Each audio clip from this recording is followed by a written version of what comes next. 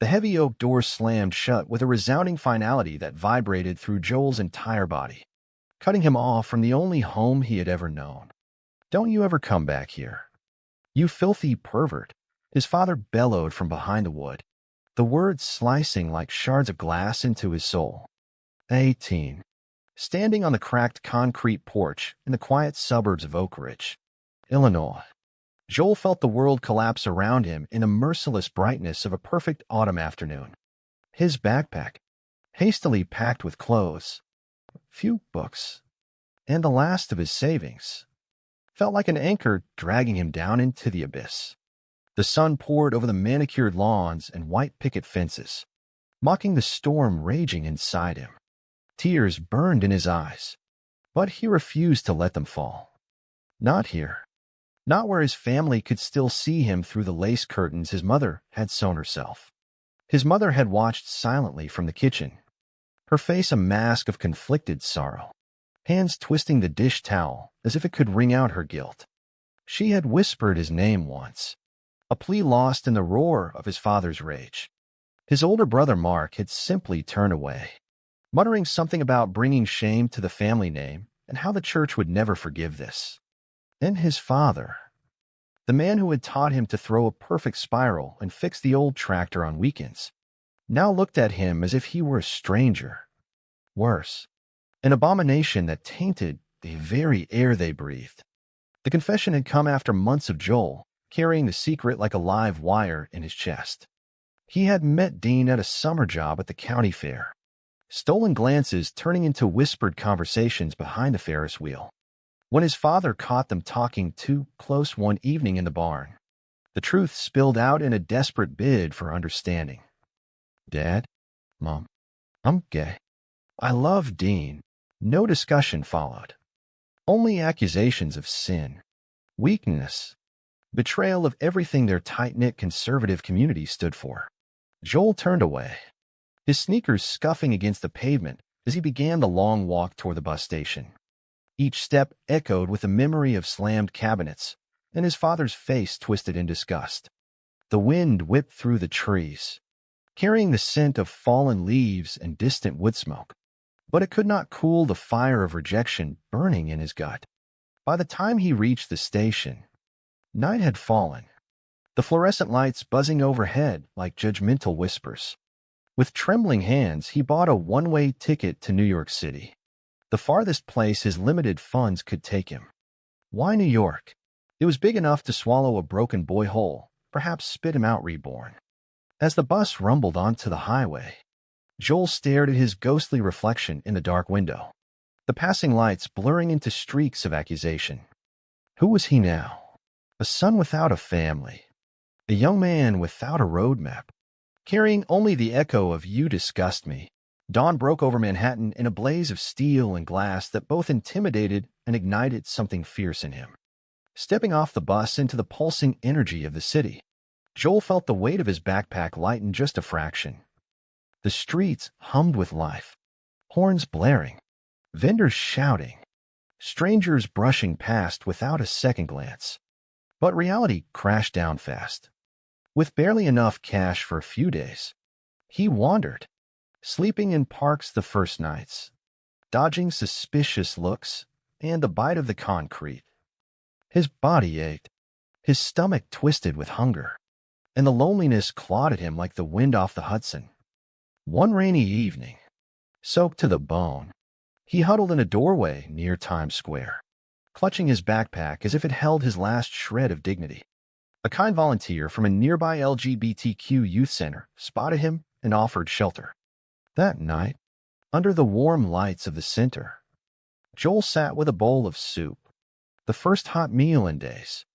A young man with kind hazel eyes and tousled light brown hair approached, voice steady yet gentle.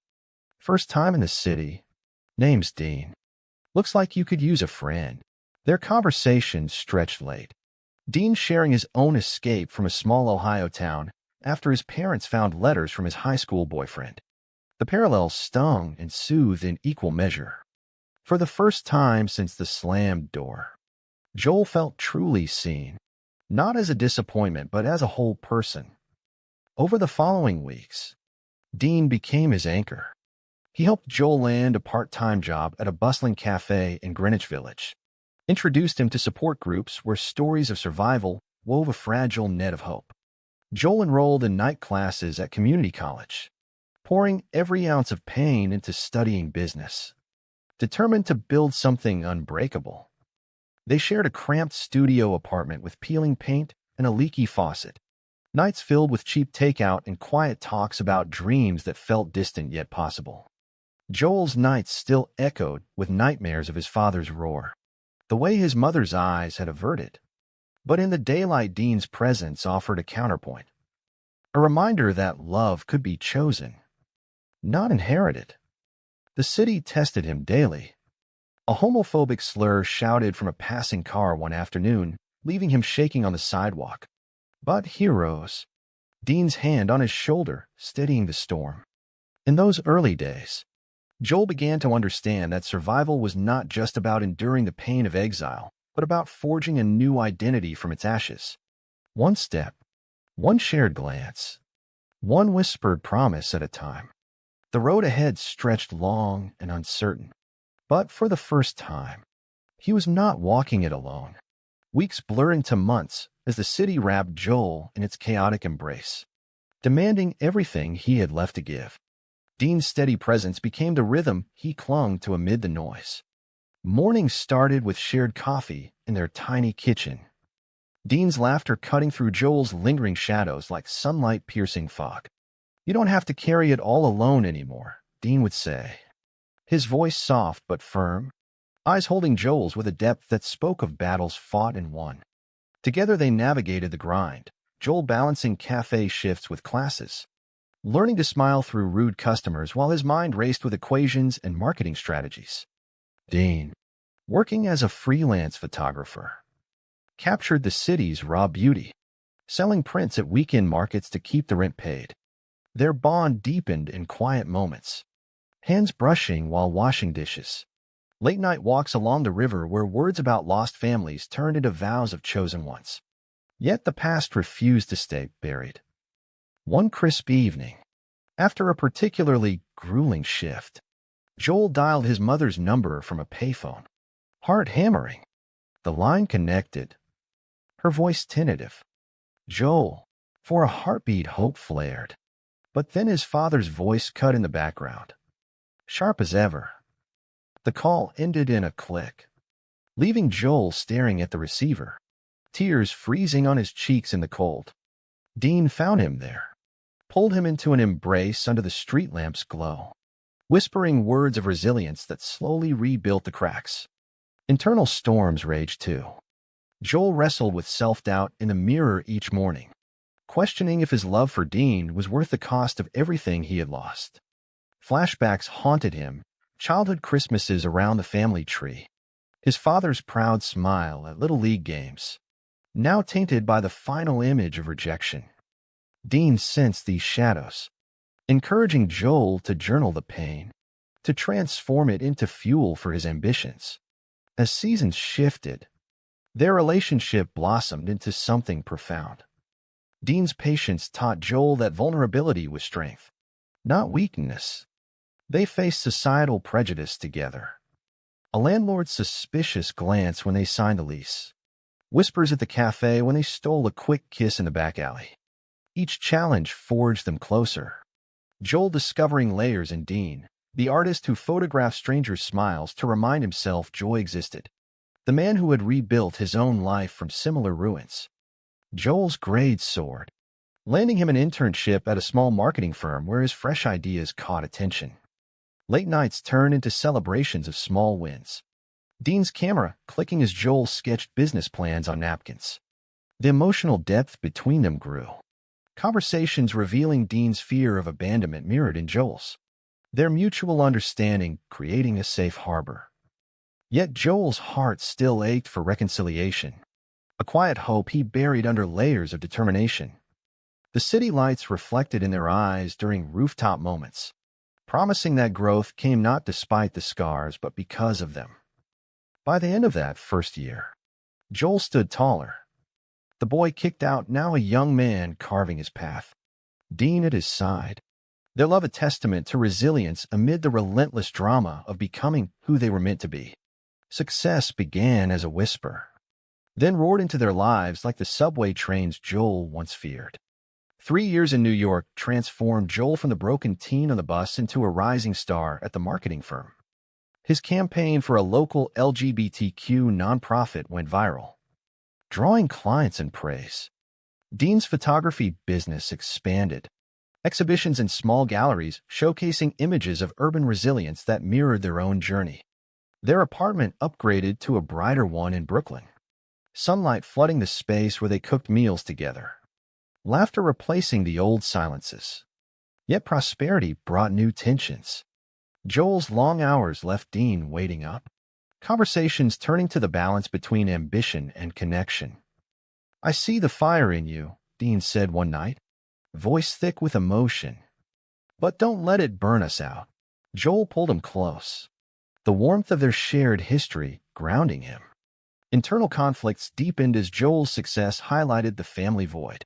He donated anonymously to causes his hometown church opposed, a quiet rebellion that soothed yet stung. Dean encouraged therapy, where Joel unpacked the betrayal, learning that his father's rage stemmed from his own unexamined fears, his mother's silence from generational pressure. Their love faced external storms too. A protest near their neighborhood testing their unity, hands clasped as they marched for rights Joel once hid. The emotional layers revealed themselves in tender arguments and reconciliations. Joel realizing Dean's quiet strength was the foundation allowing his growth. By year 5, Joel launched his own startup, a digital platform connecting LGBTQ youth with mentors, funded by investors drawn to his authentic story. Dean photographed the launch, their eyes meeting across the room in a moment of pure pride. Challenges persisted. Investor skepticism about a gay-led company, sleepless nights doubting his worth. But each hurdle strengthened their bond. Conversations delving into identity, forgiveness, and the family they were building. Joel's psyche evolved, from victim of rejection to architect of change, the drama of his past fueling a future where love triumphed over prejudice. Wealth arrived like a tide, lifting them to a Manhattan loft with views that once seemed impossible. Joel's platform scaled nationally. Interviews in major outlets where he spoke of resilience without naming the wound that started it all. Dean's work graced gallery walls, their life a tapestry of travel and shared dreams. Yet prosperity unearthed buried pain.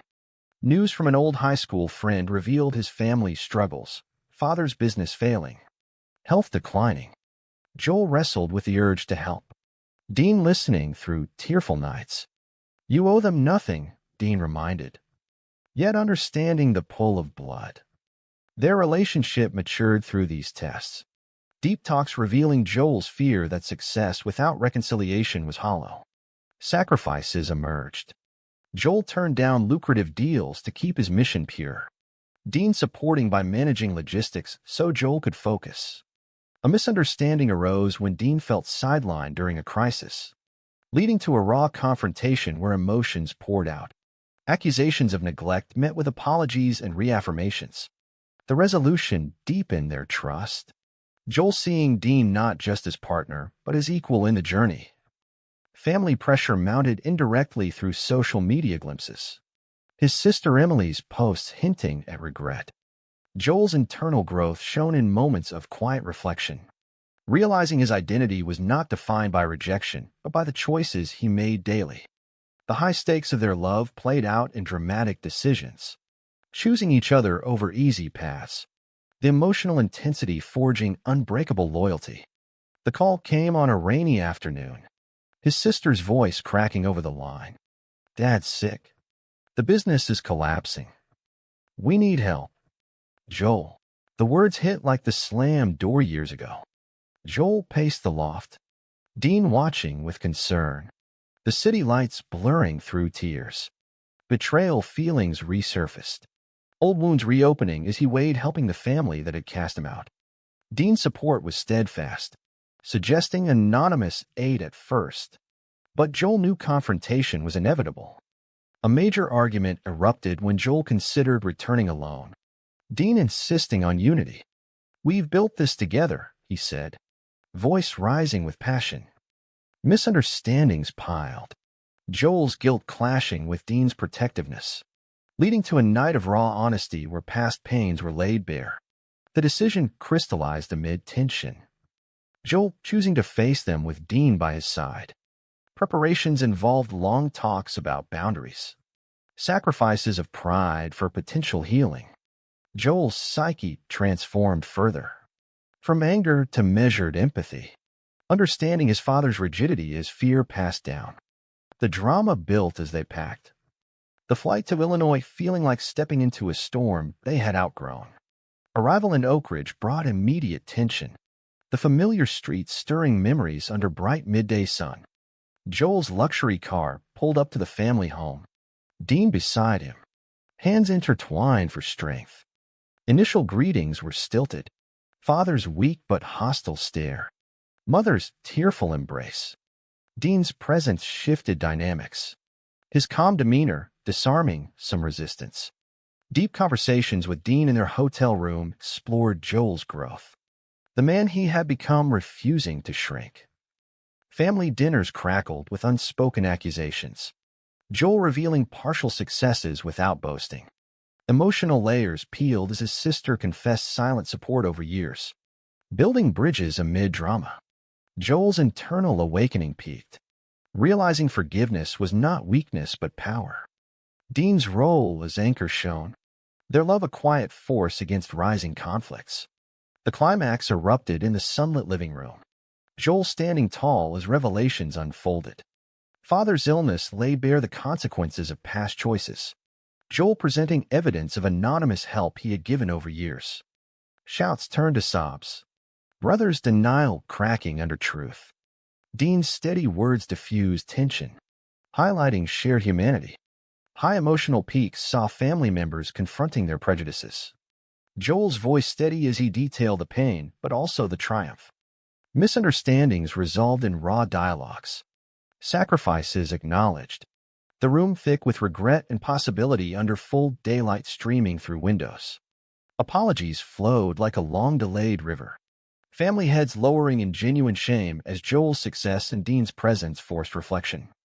Reconciliation bloomed tentatively, mother's embrace healing old scars, father's nod of respect a hard-won victory. Joel forgave selectively, boundaries firm, the chosen family with Dean remaining central. As they drove away, the Illinois fields glowing in sunset, Joel reflected on the journey from exile to empowerment. The drama of years had forged not just success but profound self-acceptance. True or false, blood family bonds should always outweigh personal truth and happiness.